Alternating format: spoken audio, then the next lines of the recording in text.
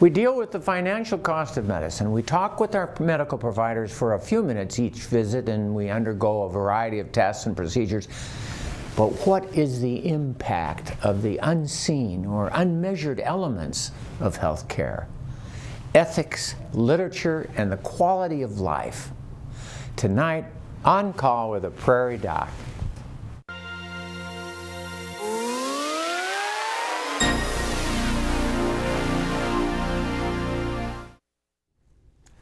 Good evening and welcome to On Call with the Prairie Doc.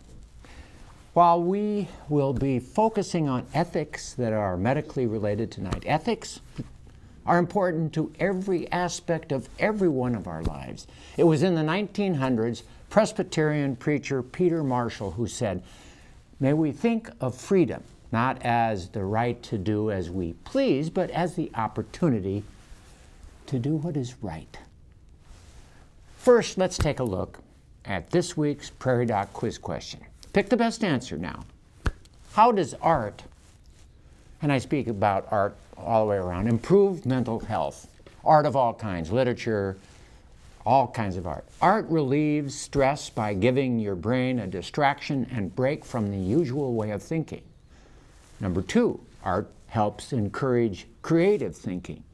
Number three, art boosts self-esteem and gives a sense of accomplishment. Number four, art improves brain activity. 5, art improves the overall quality of life. Pick the best answer. Viewers who call in the correct answer will be entered into a drawing to win a signed copy of our very artful book, The Picture of Health. Each of my essays originally written for this show comes with a wonderful accompanying photograph by Dr. Judith Peterson. We'll announce the answer and the winner at the end of the show.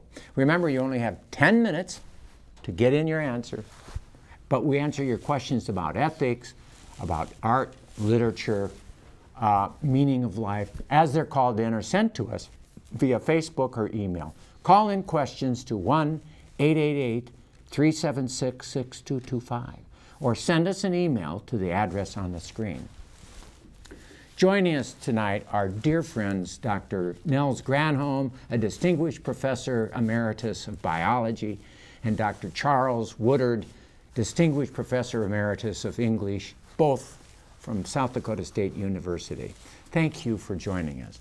Our pleasure. And the joy of putting English and biology relating to the study of ethics, how do you see that happening?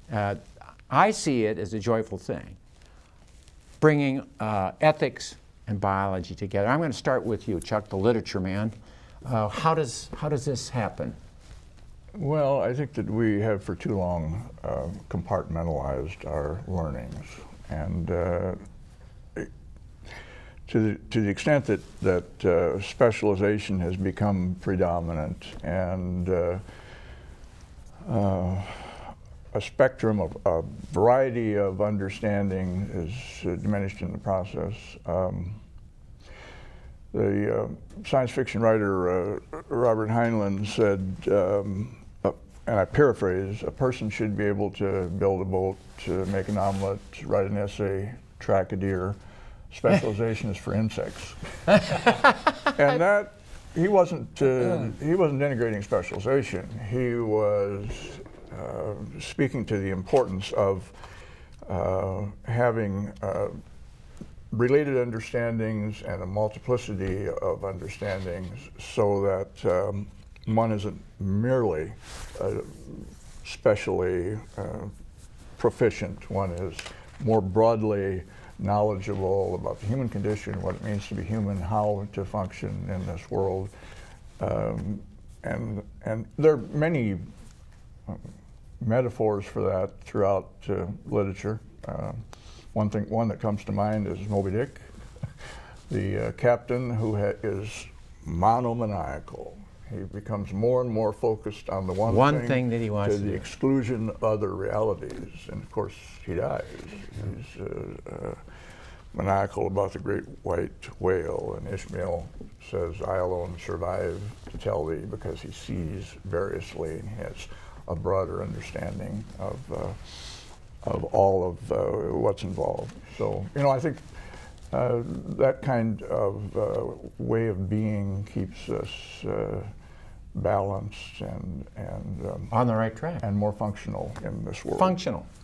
So as you said, modeling interdisciplinary understanding is, and that's our goal for tonight, because our thought was, how do we bring medicine into a broader aspect? How do we make the doctors better, the nurses better, the PAs, nurse practitioners, the care providers better in caring for patients? And it isn't technology. It has to do with the human side of it too.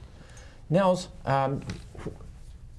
respond to that. What else do you think we should make? What other major point should we make today? Well, I think, Rick, all of us are pretty much attempting to live what we call good lives, honorable lives. And I think that ethics provides us a very firm foundation for making decisions as to how to live our lives.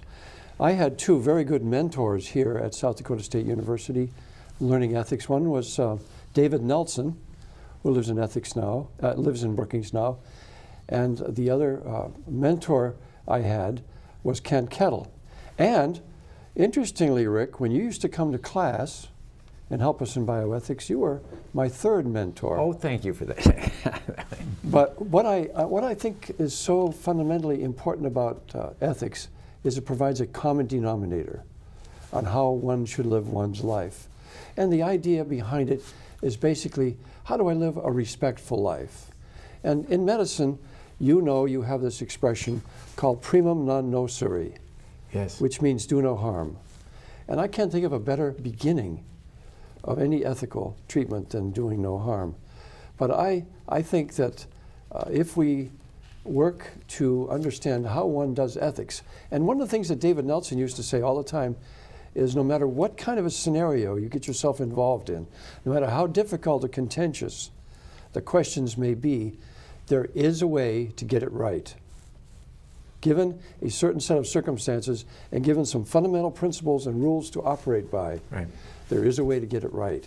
So I have lived by that philosophy all my life. And as you know, I was very fortunate to teach bioethics here at SDSU for probably 25 years. And during that time, we just had a wonderful time going through the scenarios, the various issues. And today, I meet people all over the state of South Dakota who are my former students, and they ask me about the bioethics class. The two of you have been the best teacher of the teachers of the year and the highest rated teachers, and it's a great pleasure to have you together. It's interesting though that you're a diverse kind of a group. For example, you were a Marine first, Chuck, and then after that, where did you evolve? Did you do that before your graduate work? Well, after that, graduate school, and beyond that, SDSU. Did the challenges of the Marines and the ethical direction of the Marines, which is, we back each other up and we love each other and it's all for one and one for all, that kind of thing. I know there's a Marine thing, but did that drive you into thinking about ethics? Certainly, and the Marine Corps is especially good at developing esprit de corps and prioritizes making ethical choices. The oath of officership you take is that I will obey all lawful orders. All lawful orders. And that gives you quite a bit more leeway than one might think. Yeah, I imagine. And I'm here to say that it's not uncommon to disobey unlawful orders in the thick of things. I think without fear of repercussions, if you've made the right moral and ethical choices in a given circumstance. But segueing from the Marines to graduate school, I was coming back to what I had cared about, which is to say the study of literature. but also trying to come back to who I was to some extent, because war takes quite a bit of that away from you. I'm sure it does. And the study of literature, particularly American Indian literature, was part of the process of my recovery, coming away from the experience of war, which Pretty is tough. almost all loss, you know, and in extreme circumstances renders language itself meaningless. I mean, what can you say? Well, life is all about saying. So you have to recover your voice coming away from something like that. You have to recover your belief in the efficacy of language, and that we are persons made of words. We're word beings, and that's the beginning for me, was the beginning of getting out of my life. Wow. Your response to that? Well, I agree with what Charles is saying. I would like to expand a little bit upon one of my favorite novels. Is called The Little Prince. And it's written by Antoine Saint-Exupéry. And here's two fundamental lessons that he talks about. This is a story about a little chap, a little prince, who travels through a number of different worlds. And he ultimately ends up traveling from many interplanetary systems. He ultimately ends up in the Sahara Desert. And in the Sahara Desert, he meets a desert fox. And the desert fox says to the little prince, "Would you please tame me?" T-A-M-E, tame me. And the little prince says, "What does that mean?"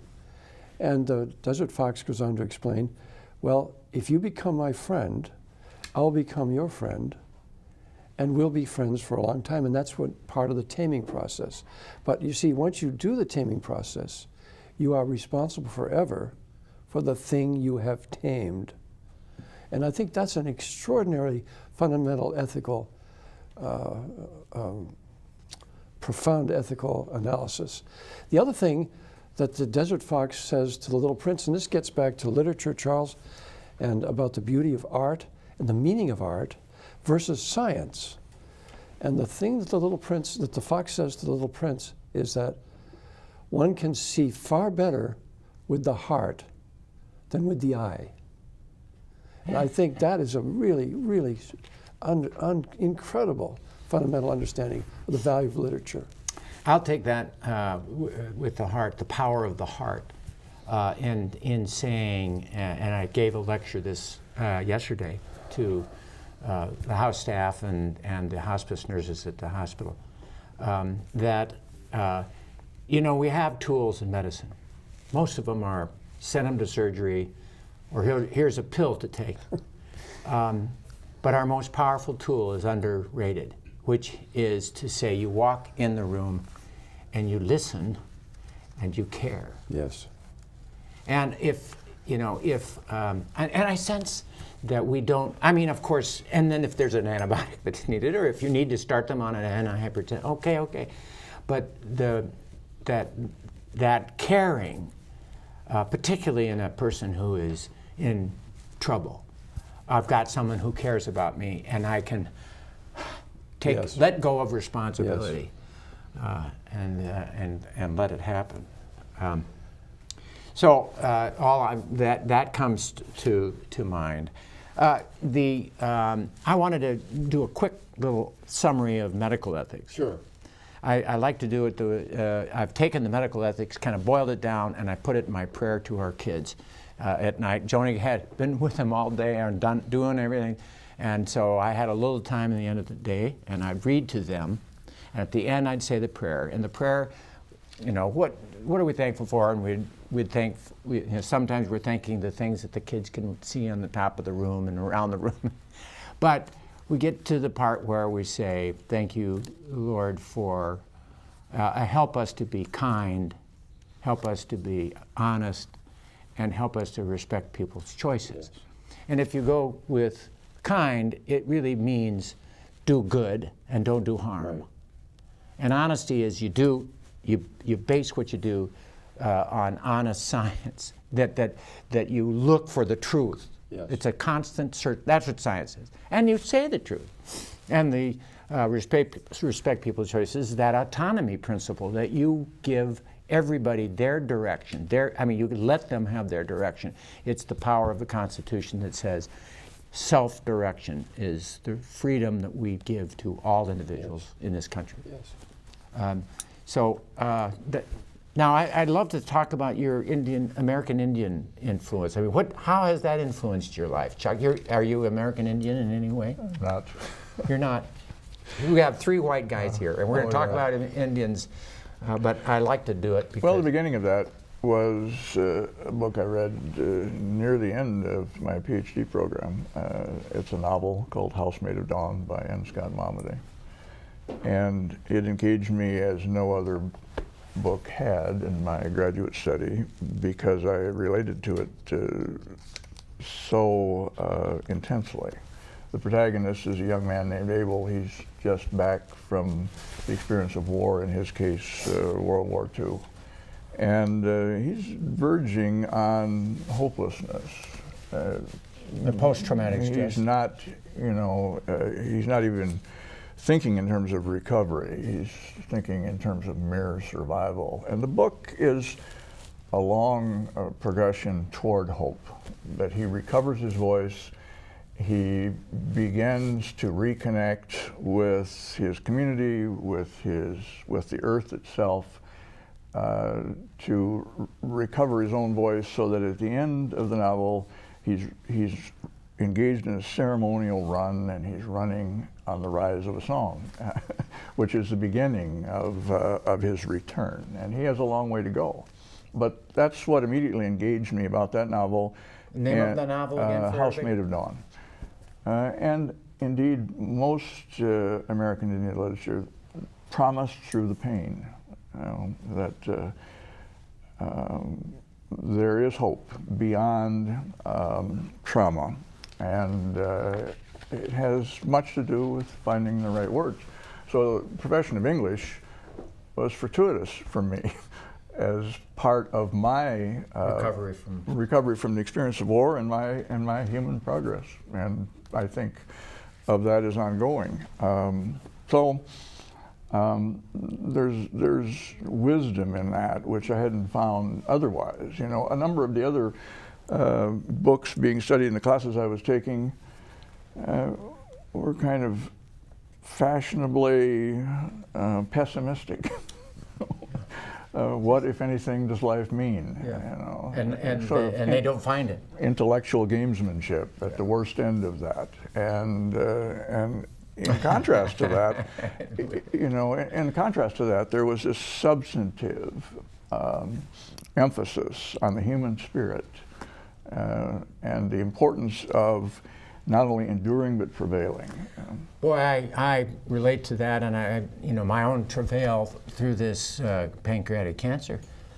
Hope gives you some direction. And the hope could be anything from that spiritual hope that comes after death, but it's also the thankfulness of the beautiful day, even though the weather was really cold today.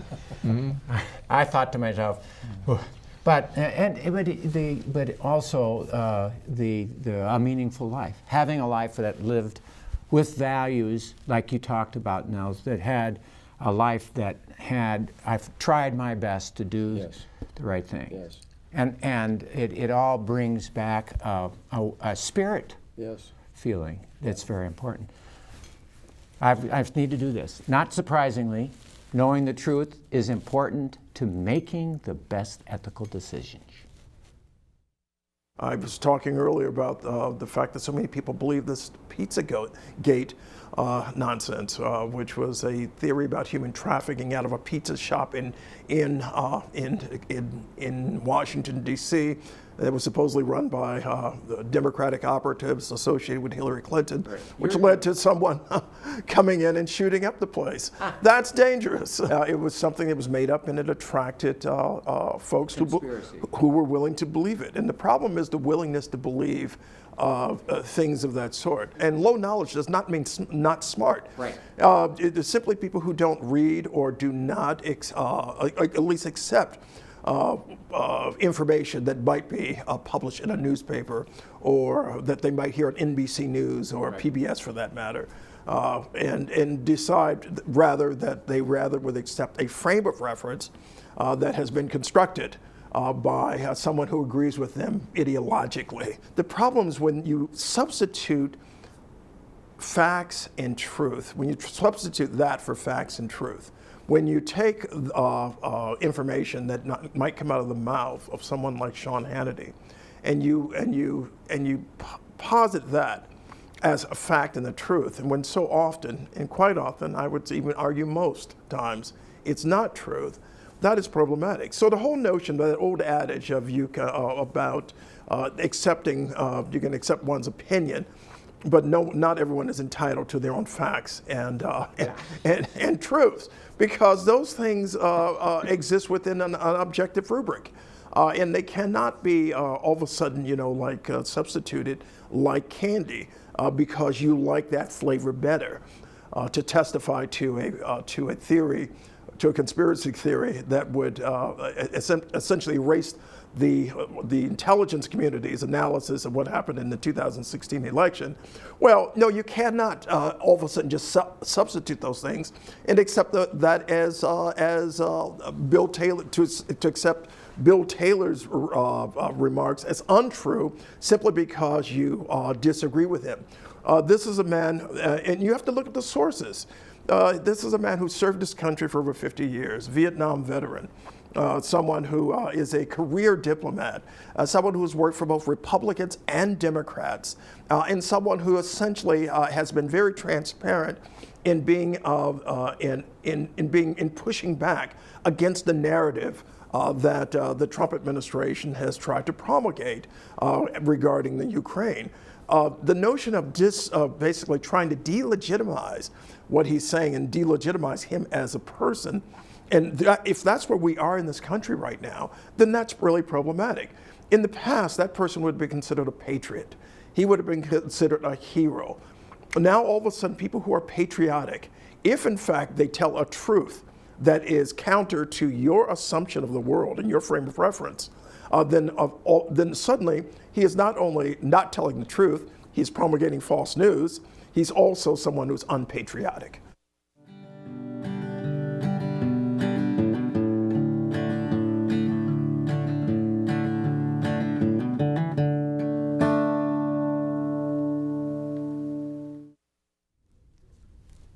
This is your program. Your questions are key to the direction of this discussion. Please call in your questions to 1-888-376-6225 or send us an email to ask@prairiedoc.org. And finally, I've got my thing working, and we've got questions. But so let's go. Do medical students today receive education in literature and ethics, and do you recommend this? Chuck. Well, certainly highly recommend it. I was involved in developing a program at the VA in Sioux Falls. There's a national program called Literature in Medicine, and it was created to encourage the use of literature to help healthcare professionals understand treating veterans at VAs, mind, body, and spirit. And so there was a national conference in Cleveland, went to that, met with others who were doing this. It originated in Maine and then came to the VA in Sioux Falls and established a program which is ongoing. We read books and talked about how the values found in literature might help us understand what veterans are going through. Yeah. And literature, I I changed, or I added the English major as an undergraduate. I came to college with the idea of majoring in history. And then I added, thanks to an especially good English professor, the English major, because I came to understand that literature is another kind of history. It's the history of the human spirit, the history of feeling. And so if you really want to know what war is like and how it feels and what its consequences are, you should read, first of All Quiet on the Western Front. Yes. And, you know, The Naked and the Dead and The Catch-22, and The Things We Carried and so forth. There's a wealth of understanding in literature that can't be found elsewhere. You're not going to get it in a book that says this is how you feel about what do we know about Victorian England? You know, there are towering historians who wrote about it and very effectively described it, but Dickens is our main source of understanding for what that was like, really, what it felt like. And I immediately jumped to the French Revolution. Yes. You know, and Dickens' story.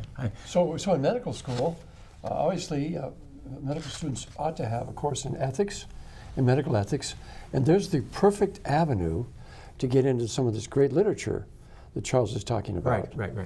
So one book I wanted to talk about tonight, Rick, is a book written by a Nigerian author named Chinua Achebe, and the book is called Things Fall Apart. And it's a really marvelous study of a very small village in a Nigerian area prior to the 19th century, beginning of the 20th century. And the first half of the book is this amazing anthropological analysis of the lives of these people. And the beauty of it is that everything is in tune in this village. They have an executive branch, they have a legislative branch, they have a judicial branch. They're not the same as ours. Right. And we would have a hard time recognizing them, but it works for them. It's functional. It's meaningful. It's been going on for millennia. And then the British colonized the area and things fell apart. Mm-hmm. So there's a really interesting analysis of what's right and what's not right. Inappropriate behavior. With great literature. Great literature, yes. Yeah, I love that, and I agree with you that we need to have it in med school, and we do. I mean, I'm reassured. And we're going to have a show coming up, not too distant future, on Thursday night, 7 o'clock, and with Jerry Freeman, who is a neurologist and ethicist, and Mary Nettleman, the dean of the School of Medicine, and they're going to discuss kindness. Right. I love it. So we need to be quick because we got a lot more questions now, and so quick answers. How does the study of literature help today's doctor? You kind of did allude to that, but how about one sentence? Well, the study of literature would heighten or deepen a doctor's understanding of what it means to be human. There it is. And then I'm going to turn to Nels. Are there other specific examples of books the guest would recommend to better understand ethics? You said The Little Prince was... Yeah, that's an outstanding text. Yes. I would concur with what Charles has been talking about with Native American literature. I think there's a wealth of information that we can learn from Native American literature. They have an ethics base that seems to run through their literature. And another thing, Rick, that would be really, really critical would be for us to learn a little bit more about indigenous ways of viewing the world. And I can think of one text that would be highly recommended called Braiding Sweetgrass. And the author's name is Robin Wall Kimmerer. And it's an elegant analysis of indigenous attitudes toward our world. And they're so different from the Western European American approach, which in many ways is not a very healthy approach toward our environment and toward the creatures and organisms in the biota that we deal with on a day-to-day basis. The macrobiota. Yes. The environment of the world. Right. And the Indians seem to have a sense of the value of our They macrobiota. do. Yes. Wow. Do you think the literature can help people through crisis? Chuck. Certainly. Faulkner's Nobel Prize speech, which I highly recommend, it's one of the most eloquent articulations of the importance of literature, and indeed art, I know, says that literature helps us to not only endure but prevail. You know, it speaks to us of the old verities, the truths of the heart, pity and honor and pride and compassion and sacrifice, and so it's heartening to read deeply and to know that we are not alone in this world, and that there are alternatives beyond what we might see immediately. That literature gives us, I think, a long view and a deeper understanding of what it means to be human. Just think of the text, Steinbeck's book, Grapes of Wrath, Charles, and all of the hardship that these Okies had to deal with following the Depression and their migration to California, and how they were able to prevail in spite of all these enormous hardships. And one of the things, Rick, that was key to their survival and their ability to prevail was the mother figure, the mother who kept the family together. When they all wanted to go off and do different things, trying to, in their way to solve the problems, the mother insisted they stay together, and that's what kept them whole and healthy and enabled them to have a future. So is a matriarchal novel by a male? Yes, yes. That was interesting. Yes. So, you know, tell us about your initial research in biology, Nels. Well, I was very much involved in looking at the genetics of pigmentation. And I used to look at a couple of different mutations in mice. And you may or may not know this, Rick, but the pathway to produce melanin starts out with a fundamental amino acid called tyrosine. It goes through a number of metabolic changes and ultimately develops into this enormous molecule called melanin. Right. The mice that I worked with had an alteration, and rather than producing black melanin, they produced a yellow pigment called pheomelanin. So I used to work on these yellow mice, and it was my intent to try to figure out the nature of that mutation. There were a number of side things that came along with that mutation. Namely, the mice became obese.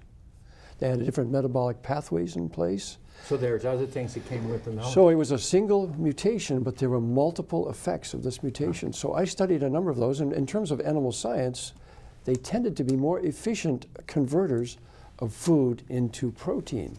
Were you driven into this level of research? And okay, we're short answers. Yes. To this area, partly because of the Homo sapiens that lost their darkness, regained their darkness. No. You had no drive. That was nothing. I think probably the principal reason for this, Rick, was my father was a veterinarian. He was very interested in the medical aspects, the fundamental medical aspects of all of the diseases of animals. And so my brother and I used to help him quite a bit. And so we learned a lot about medicine, and I think that was part of it. So when we get back from this role, then we need to talk about genetics, because Yes. I mean, the embryology Yes. is your basic Yes. thing. Yes. And so the genetics issue is one of the things that we can talk. What is right, what is wrong ethically, and we can talk about that. We have talked about the value of arts to an ethical life. It was Shakespeare who wrote in Twelfth Night, "If music be the food of love, play on."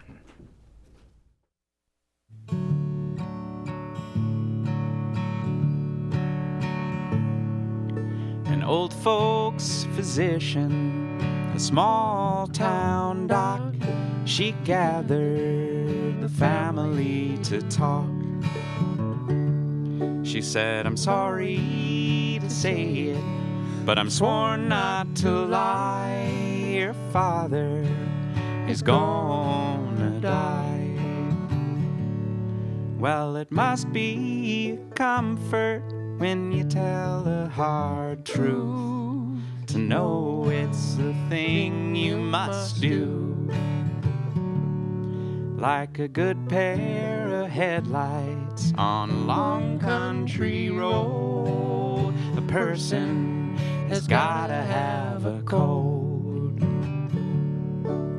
a DC reporter on a midnight call. She learns who is taking the fall. And if they learn who her source is, he's out of a job, not to mention the Russian mob. When they're angry and desperate and threatening you, well, it's damn good to know what to do.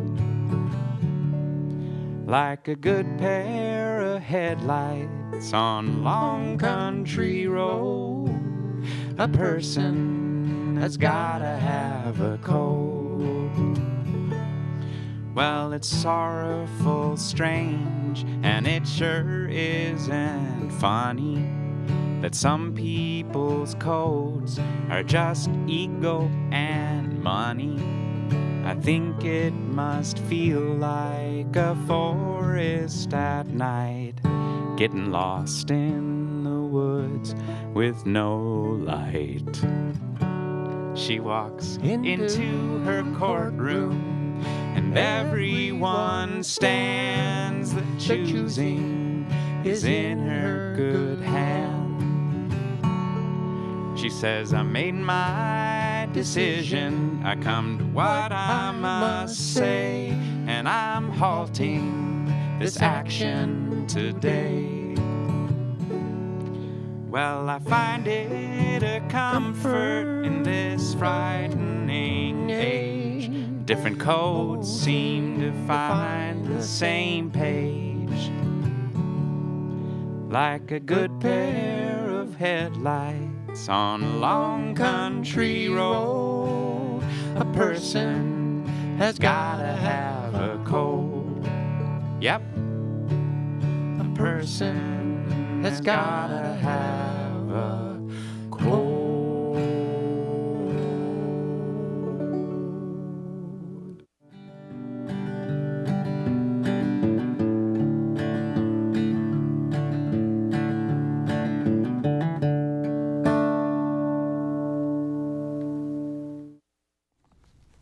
Did sound a little bit like bragging about our oldest son. I mean, I brag about all our 4 kids. They're just great, but to sing with him is, it's magical. You actually did a pretty good job, Rick. Not so bad for an amateur banjo player and harmonizer. No question about it.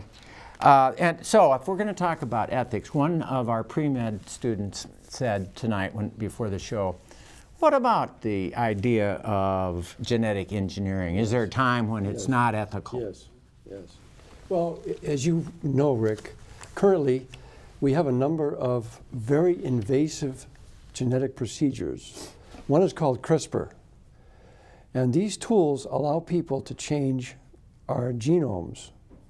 Now the question is, how should we use these techniques? And as we often talked about in bioethics class, we have a whole armamentarium of techniques and uses. Short answer, I'm getting to it. One of them is genetic manipulation. Now the question is, if we can work on single cell mutations like something like Huntington's disease or others, and we can cure those diseases, then there's a justification for the manipulation.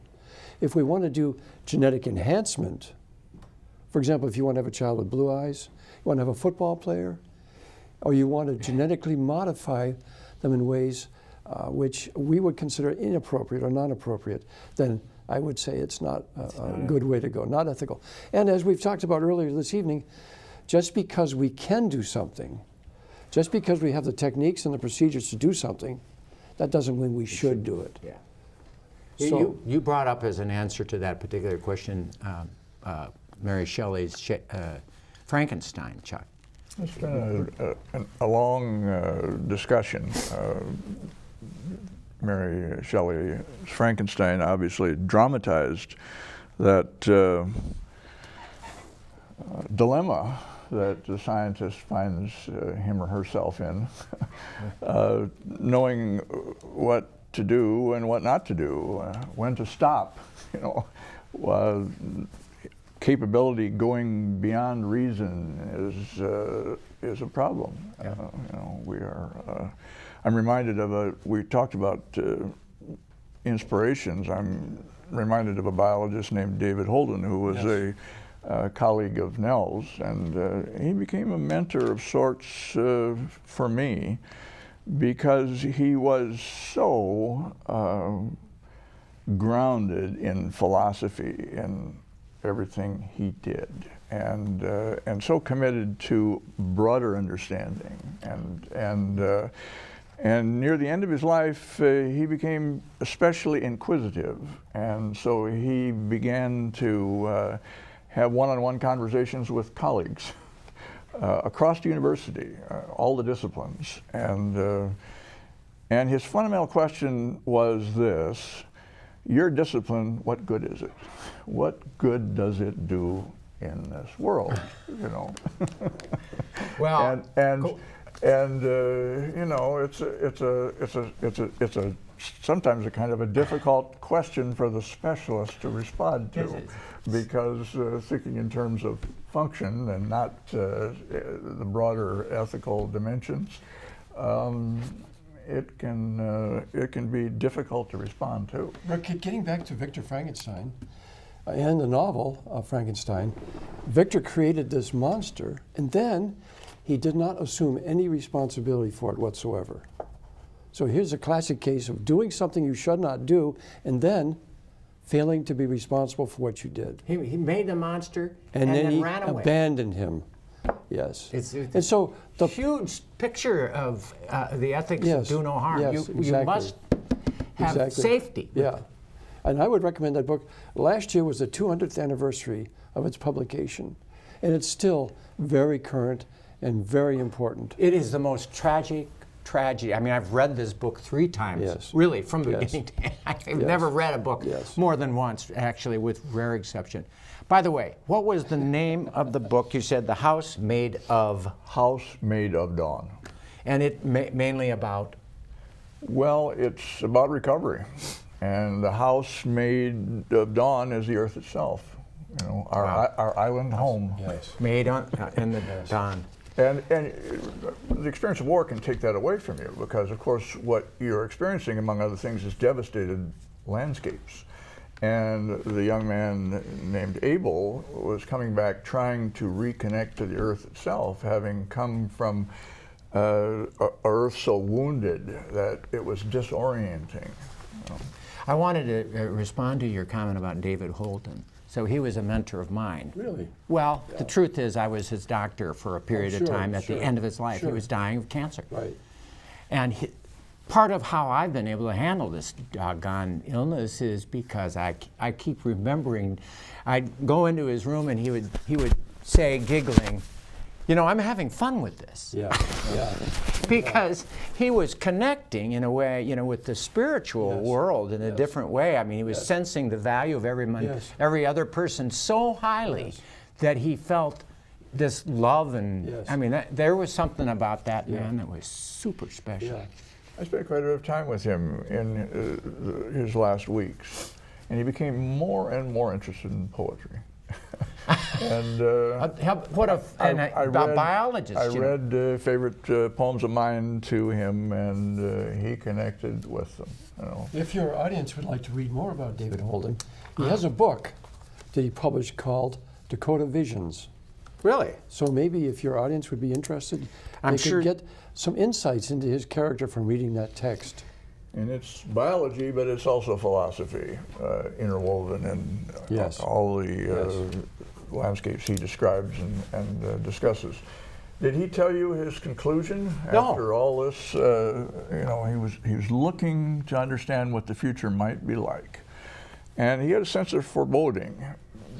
Back then, even he could see that there was so much that we could do that we ought not to do, and he feared it. But he said, finally, his conclusion was, if we cannot find a way to transform force into feeling, we're doomed. Yeah. and Force into feeling. force into feeling, because there's gathering force in the world, and such a need for feeling. And In fact, what might be one of the fundamental values of ethics is to keep an eye on that force and channel that in the right direction. Well, that's all part of being kind. Yes. I sense the valuing of the spiritual part of it. It's interesting, we talked about spirit tonight, a lot of it. And there's that question of when you die, does everything shut down in the biochemical things that gives you consciousness and thinking and caring and love and the energy? Yeah. Is that all gone, or is there something more? We have 20 seconds. What else should we say? Well, I would like to say, Rick, that you are a real inspiration for us. Oh. We've enjoyed your show with you, and we are with you 100% in your Well. current situation. Well. Thank you so much. Well, it's been a blessing, and, Yes. and it's so much fun. Yes. How can I let go of it? I can't let go of it. And now for the winner of tonight's Prairie Dog quiz question. Pick the best answer. How does art improve mental health? 1, art relieves stress by giving your brain a distraction and a break from the usual way of thinking. Art helps encourage creative thinking. Art boosts self-esteem and gives a sense of accomplishment. Art improves brain activity. Art improves the overall quality of life. And the answer is, wait for it, all of them, of course. We drew the winner from the names of everyone who called in, and it was Don Daly from Mitchell. Don, congratulations, whose name was chosen. Thank you, Don, for participating, and a book will be in the mail to you soon. We'll be right back after this. Have you heard? The Prairie Doc has a radio show. Listen to your local radio station for Prairie Doc Conversations. This program features physicians and other health professionals discussing various medical topics important to you and your family. Ask your local radio station if they broadcast Prairie Doc Conversations. Thank you for listening. Until next time, stay healthy out there, people. A muddle and mixture of family and friends surrounded the dying elderly woman like she was a campfire. They came to honor and pay their respects, many generations from all over the country. This group seemed well-educated, well-read, and the intellectual discussions were tossed around in that room like a basketball. She had said to all that it was time. Please stop the dialysis, she insisted. And it was stopped. At first, she was almost holding court, but over the days, as she was slipping across to the other side, the hymns started filling the room, spilling out into the hospital halls, helping to carry her home. Tears of sadness, appreciation, joy, and family love flowed freely the night she died. Hers was a story about language, literature, ethics, music, and spirit. Take away language and literature and the appreciation she deserved for years of pushing for education and learning for her family and friends would have passed without notice. Take away ethics, and the patient wouldn't have known she could stop dialysis. Take away music and spiritual energy, and the family wouldn't have grasped the true depth and value of the woman or the connection and love they shared with her and each other. The humanities gives us meaning, but from where and why did they begin? There is no record or hard evidence as to how or when Homo sapiens began speaking, but there are plenty of theories. The one I like the most asserts that at first, we sang and drummed descriptive sounds while pantomiming hunting stories around the campfire until over hundreds and thousands of years, words and lyrics evolved. Much later, words became literature when written down in a retrievable way, first on clay tablets, then on papyrus, parchment, paper, and now computers. More than one linguistic expert has theorized that it was language which facilitated the Homo sapiens species to grow and dominate. When ethical words about a common virtue or rule convinced, inspired, and unified large collections of tribes, these ancient groups became empowered. Words from the Golden Rule, do unto others as you would have them do unto you, or the Code of Hammurabi, a bag of barley is worth 2 shekels of silver, or even song lyrics like Kyrie eleison, Lord have mercy, have pushed civilization forward. The history of humanity has been made bright by language, literature, ethics, music, and spirit. Also bright was that room with the elderly dying patient and her loving and singing family and friends.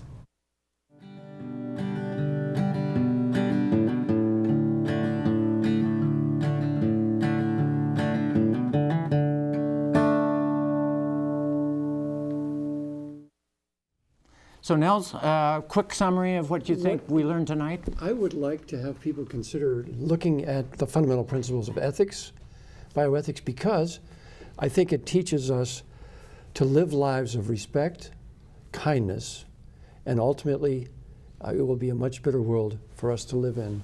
Thank you, Rick. Thank you, Nels. Chuck, 15 seconds. I'm going to do something professorial and read a comment about art, which connects in various ways to what we've been talking about, I think. And this is from Lyndon Johnson, or his speechwriter. Okay.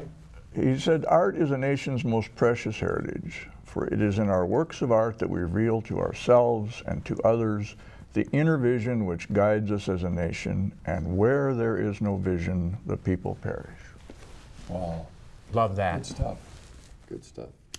Well, a big thank you to our guests, Chuck and Nels, who I met when you asked me to review my book in front of your group, which you teach by literature and ethics, for volunteering to come to our studio in Yeager Hall on the campus of South Dakota State University and add their experience and knowledge to the discussion tonight. Thank you so much. If you'd like more information about this program or see more episodes or this one again, please like and follow us on Facebook or visit us at prairiedoc.org. A programming note, we will not be on SDPB Thursdays for the next 2 weeks. We decided we would be too full of turkey to next Thursday to do a proper episode, and the week after that is fundraising for SDPB. So we'll be back December 12th with a new live program. While it's still early in the flu season, we are only a few weeks from when it traditionally takes off. That flu is on its way. Generally takes about 3 weeks for the shot to work, so it's best not to get too late before you get your flu shot. It's important just for you, not for you, but just to help those who are around you. That does it for tonight from all of us at Prairie Doc. Until next time, have a wonderful day. Your meds, they may even try to get you to exercise. But there's a more personal component to being a good medical provider, too. Teaching kindness in medicine. Next time, On Call with the Prairie Doc. Useful, scientific-based medical information delivered in a respectful and compassionate manner. This is what we get from the Prairie Docs. I am proud to serve on the board of the Healing Words Foundation. Our nonprofit organization works behind the scenes building financial support to continue and expand Prairie Doc programs. We thank the many health providers who volunteer their time to answer our health questions. Significant funding is required to produce and distribute video, radio, and print throughout the region. Your donations will help the foundation continue to offer free and easy access to the entire library of Prairie Doc health education programs. I grew up with Rick Holm on the prairies in DeSmet. On behalf of the Healing Words Foundation, And on behalf of a lifelong friend, we invite you to join our mission. Go to prairiedoc.org and click the donate button today. Thank you.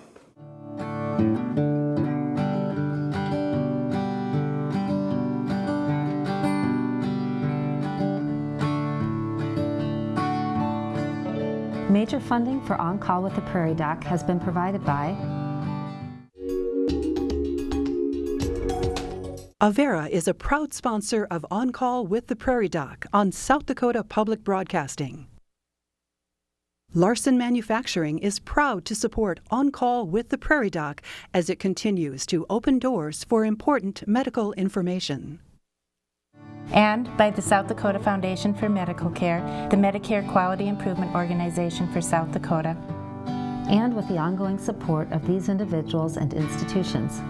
Brookings Health System, Ophthalmology Limited, Avera Heart Hospital, Dakota Allergy and Asthma, Fishback Financial Corporation, Vance Thompson Vision, Urology Specialists, Brown Clinic, the American Academy of Family Physicians Foundation, and South Dakota Academy of Family Physicians, Black Hills Medical Society, Aberdeen District Medical Society, Brookings Madison Flandreau District Medical Society, Sioux Falls District Medical Society, Dakota Bank, Orthopedic Institute, Physicians Care Sanford Clinic Community Service Committee, Aberdeen Asthma and Allergy, and Swiftel Communications.